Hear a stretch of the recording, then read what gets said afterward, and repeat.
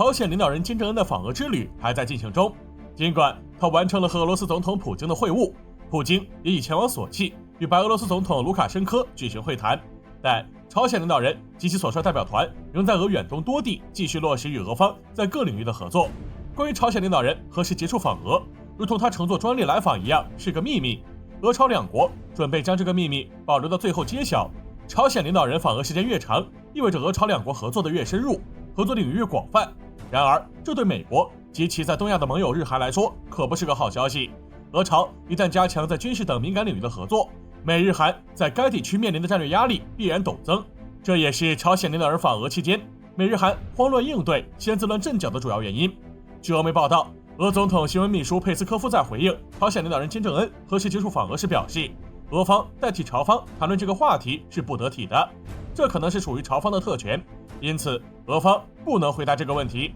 佩斯科夫的话说得很明白，在朝方透露朝鲜领导人何时回国的消息之前，俄方不会对此发布任何消息。值得注意的是，朝鲜领导人刚访问了俄哈巴罗夫斯克滨江区阿穆尔河畔的共青城，他在这座俄远东最大的重工业城市受到隆重接待。在朝鲜领导人抵达共青城火车站之后，俄延边人员向他献上了面包和盐。哈巴罗夫斯克边疆区行政长官杰格加廖夫和共青城市长若尔尼克到场迎接，当地民众也出现欢迎朝鲜领导人。当地政府为朝鲜领导人举行了隆重的欢迎仪式。仪式结束后，朝鲜领导人参观了共青城的尤里加加林飞机制造厂。参观期间，俄方向朝方领导人展示了苏35战斗机，该战机还在空中进行了特技飞行。此后便是午宴招待。据悉，朝鲜领导人在共青城的访问历时5个小时，他还乘坐迈巴赫装甲车在城市里行驶。当他的车队离开该城市时，当地居民聚集在列宁大街旁，纷纷拍摄留念并挥手致意，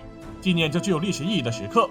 朝鲜领导人访俄期间，美日韩3国的言论和应对状态展现出一种矛盾的状态。韩国方面，韩国总理韩德洙等高官对俄朝之间的合作，特别是军事合作感到担忧，呼吁两国遵守所谓的国际规则，放弃从事非法行动。但韩国国内的一些专家却声称，韩国政府应该通过加强中韩关系来制衡俄朝关系的发展。尽管这种观点听起来不具备任何可行性，也侧面说明对于朝俄加强军事合作，韩国基本没有能拿出手的应对方法。日本这边的态度同样很矛盾。一方面，日本新任外相上川洋子与美国国务卿布林肯进行电话会谈，强调进一步加强美日同盟，在朝核等问题上继续密切合作，加强美日同盟的威慑力和应对能力。另一方面，日本首相岸田文雄又向朝方领导人传达缓和信号，准备随时无先决条件与其进行直接沟通，以打开双边关系新时代之门。